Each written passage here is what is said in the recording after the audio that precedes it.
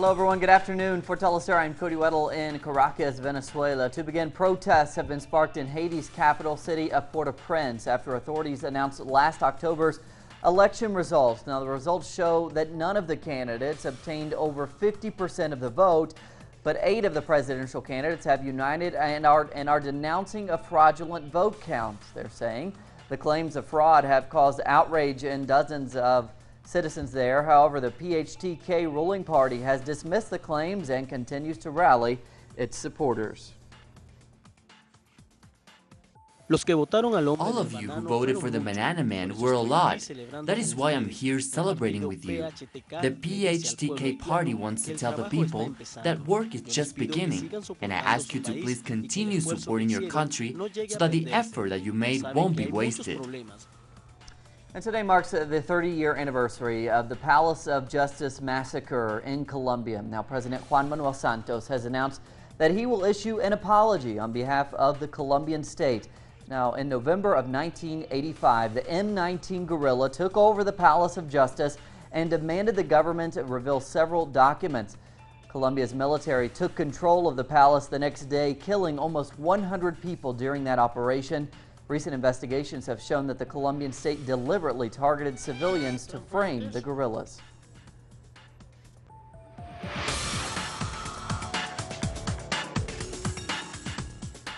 Cuban President Raul Castro is set to meet with his Mexican counterpart, Enrique Peña Nieto, in the city of Mérida. Now, the meeting will be symbolic because it comes nearly 60 years after setting sail from the port of Yucatan to launch the Cuban Revolution alongside his brother Fidel.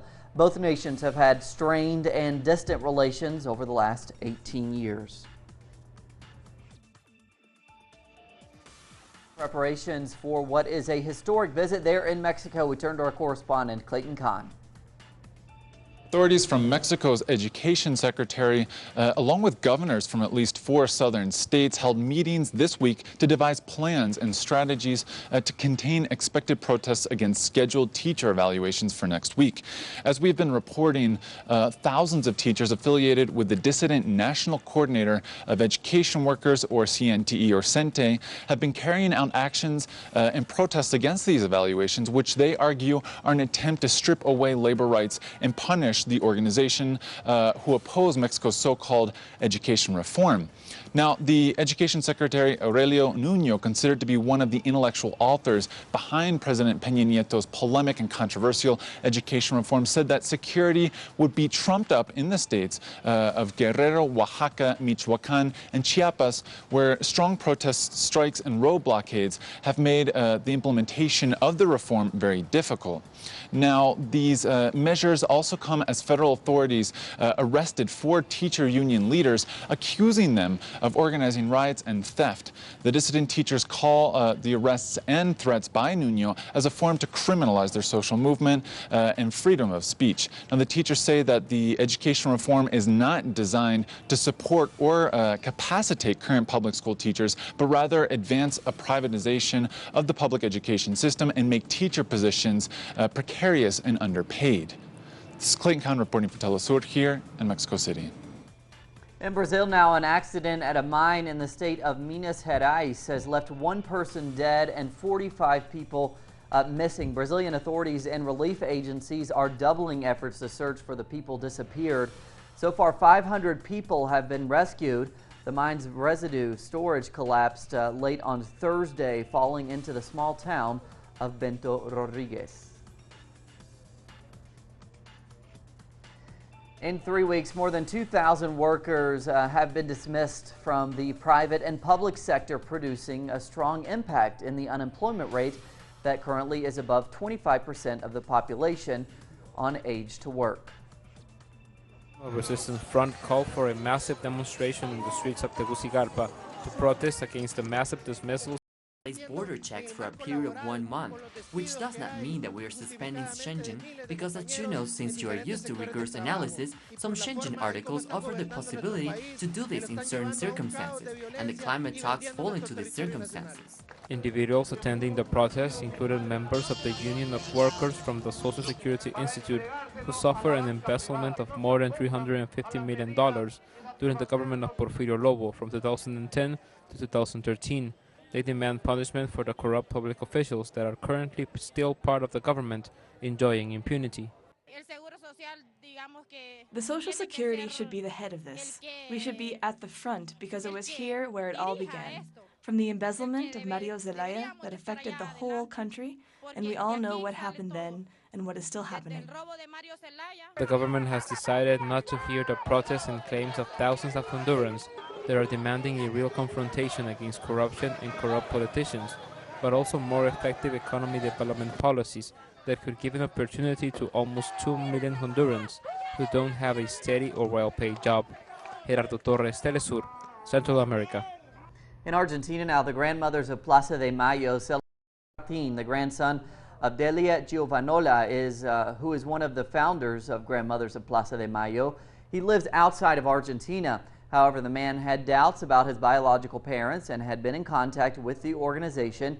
He made a phone call from abroad to talk to his grandmother and then left for Argentina to meet her. Hundreds of children were disappeared during Argentina's military dictatorship.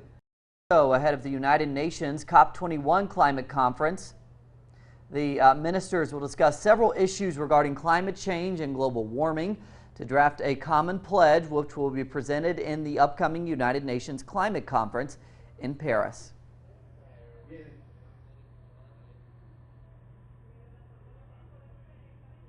We'll go back to Colombia now to talk more about that Colombia Palace of Justice massacre that's being commemorated today. It happened 30 years ago. Natalia, we know President Juan Manuel Santos was expected to apologize. What significance does that have for the victims of that massacre?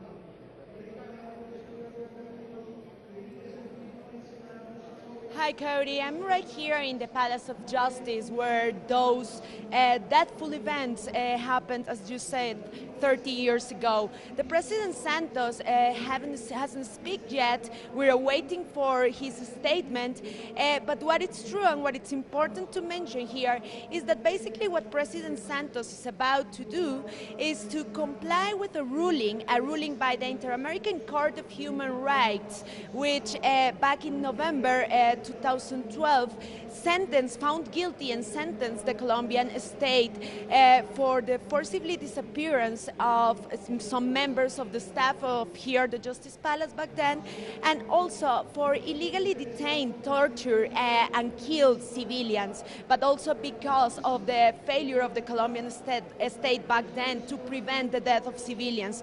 So in this sentence of the Inter-American Court of Human Rights, they also demand from the Colombian state a public apology and a public acknowledgement of responsibility. So this is what the president is expected to do in few minutes. And now in terms of the victims, for them they have said that this is a step, but just a step, because the issue regarding the truth on what happened that day and the issue of the whereabouts of those who were forcibly disappeared by the army during the events is still unknown. So they are saying that they would like to have an apology, but not that in abstract to say it somehow, but a concrete apology for the concrete responsibilities that the state had. I insist, not just in terms of those who were killed during the siege of the Palace of Justice, but also those 11 who were disappeared by the army when they retook or attempt to violently retake the Justice Palace from the back then M19 guerrillas. Cody.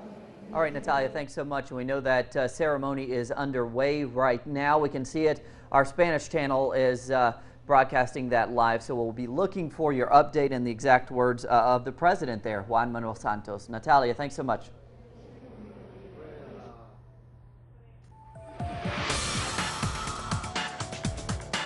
Russian President Vladimir Putin has suspended all flights from Russia to Egypt after the crash of a Russian charter jet that broke apart on Saturday. Now, all 224 people on board of that flight were killed. Contradicting reports say that bomb fragments were found on the plane. Putin also ordered measures be taken to ensure that the Russian tourists already in Egypt are returned to Russia safely. Russia's defense ministry has released footage purportedly showing Russian airstrikes carried out in various locations in Syria. Now, according to Russia's Air Force, it carried out strikes near the Islamic State-held ancient city of Palmyra on Thursday, marking the second airstrikes in that area this week. However, it claimed that Syria's historic sites were not targeted. Through a statement, the ministry said Air Force planes hit a total of 263 targets in 2 days. The G20 summit is just 1 week away in Turkey. It will be attended by world leaders. Now, Turkey is stepping up security there due to the fact that militants cross into Syria from Turkey. Earlier this Friday, anti-terror police detained 20 people suspected of links to the Islamic State. During other raids in Antalya, police found what they described as Islamic State materials. French relief group Médecins Sans Frontières said during a press conference that the airstrikes that destroyed its Kunduz hospital were not an accident. Now, after conducting their own investigations, the group has concluded that members of its staff were targeted by shots from the aircraft while they were fleeing. And the view from inside the hospital is that this attack was conducted with a purpose to kill and destroy. And this was certainly my impression when I was in Kunduz 2 weeks ago. But we still don't know why, and we don't have the view from the cockpit inside the plane, and we don't have the view from within the chain of command of the different forces, be they US or Afghan still. We're waiting for that. Israeli Prime Minister Benjamin Netanyahu will be visiting the United States with U.S. President Barack Obama. He will be visiting with the president there. Now, in the past, the Obama administration has pushed for a two-state solution to the Israeli-Palestinian conflict. However, on Thursday, Deputy National Security Advisor in the United States, Ben Rhodes, told the press that Obama will not pressure Netanyahu to have peace talks during his visit there. Instead, he plans to discuss ways to put an end to the recent wave of violence that has engulfed the West Bank and East Jerusalem.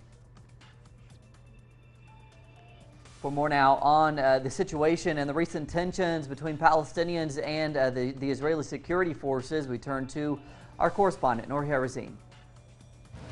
It is Friday here in the Palestinian territories where the people of Gaza are known to organize protests and rallies and head to the borders to clash with the Israeli side. Today the protests end in a peaceful way. There were no clashes between the Palestinian youth and the Israeli side. Maybe the bad weather did affect this kind of clashes. Meanwhile, Palestinian medical sources here in the Gaza Strip announced that one Palestinian was at least killed yesterday by Egyptian gunfire. The Palestinian young man is a fisherman and he was fishing in his boat off the coast of Rafah city when the Egyptian forces attacked his boat and shot him directly in the chest. This incident could somehow make the situation shaky, a little bit shaky between the Egyptian side and the Palestinian side here in Gaza, especially that the people in Gaza are looking forward to see some easing from the Egyptian side towards opening the border and lifting the siege of Gaza. We turn back to Colombia now, where the president of Colombia, Juan Manuel Santos, is addressing that commemoration ceremony in Colombia marking the 30-year anniversary of the Palace of Justice massacre. Let's take a look. Al señor Héctor Beltrán, a Francisco Lanao, a la señora Alejandra Rodríguez, a Mayre Urán y al señor Orlando Quijano por sus intervenciones en representación de las víctimas. Honorables magistrados de las altas cortes, integrantes de la Orquesta Filarmónica Juvenil de la Cámara de Bogotá, amigos de los medios de comunicación, señoras y señores. Colombia pasa por un momento histórico. La paz que tanto hemos anhelado, por primera vez se vislumbra como posible, y no solo posible, sino cercana. Pero este proceso de paz, ustedes lo saben, no lo hemos construido como un simple pacto entre Estado y guerrilla para terminar la guerra bajo determinadas condiciones. No. Este proceso de paz. Unfortunately, we're having some problems with our translation there. We have Natalia Margarita. She's standing by right outside, and she's probably listening now, so we'll be hearing from her later for an update on exactly how the president there apologizes. It would be the first apology by the government for that Palace of Justice massacre 30 years ago today. Meanwhile, we're going to continue with our newscast. We're following some world news coverage. Thursday, protesters took to the streets in cities around the world for the 2015 mask march. Now here we're going to see some video from Seattle. The activists protested a variety of injustices ranging from inequality and corruption to police brutality and capitalism itself. The demonstrators in Seattle marched to Amazon's headquarters to highlight what they say is the company's role in global capitalism. In solidarity with everybody all over the world who's standing up against corruption and police brutality. We're tired of the 1% running the world and the rest of us getting crushed. The United Nations says pledges to cut gas emissions are not enough to limit global warming. Now, according to the 6th Annual UN Environment Program report, plans by around 150 countries to cut greenhouse gas emissions will not limit a rise in global temperatures to 2 degrees. The report analyzed the impact of countries' climate policies and emissions pledges ahead of a global climate deal to be signed in Paris next month. The voluntary efforts to curb greenhouse gases, if respected, would only yield a third of the cuts needed by 2030 to keep the Earth from overheating.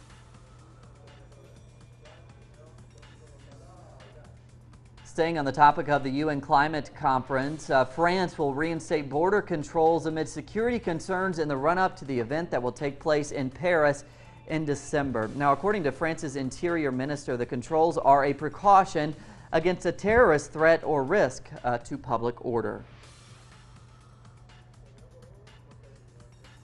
We are going to put in place border checks for a period of 1 month, which does not mean that we are suspending Schengen, because as you know, since you are used to rigorous analysis, some Schengen articles offer the possibility to do this in certain circumstances, and the climate talks fall into this circumstance. Both China and Vietnam have pledged to be good neighbors and also agreed to maintain peace in the South China Sea. Now, the pledges come at the end of a state visit by Chinese President Xi Jinping to Vietnam, which was the first of its kind in a decade. The two sides agreed to avoid any acts that complicate their dispute in the sea, where they have competing claims after China placed an oil rig in waters contested by Vietnam last year.